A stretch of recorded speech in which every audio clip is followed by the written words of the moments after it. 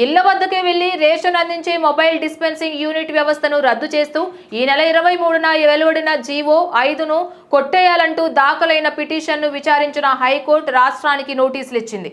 పౌర సరఫరాల శాఖ ముఖ్య కార్యదర్శి, కమిషనర్, పౌర సరఫరాల కార్పొరేషన్ ఎండి తమ వాదనలతో కౌంటర్ దాఖలు చేయాలంది. విచారణను 4 వారాలకు వాయిదా వేస్తూ జస్టిస్ చల్లా గుణరంజన్ ఉత్తర్వులు జారీ చేశారు. వాహనాల ఆపరేటర్లు రోడ్డున పడతారంటూ రాజమహేంద్రవరానికి చెందిన తానేటి రామకృష్ణ, మంగళగిరి ధనుంజయ్ కుమార్, అలాగే గుట్టం రాజు, సుశాంత్ సింగ్, జి త్రినాథ్ అత్యవసర లంచ్ మోషన్ పిటిషన్ దాఖలు చేశారు.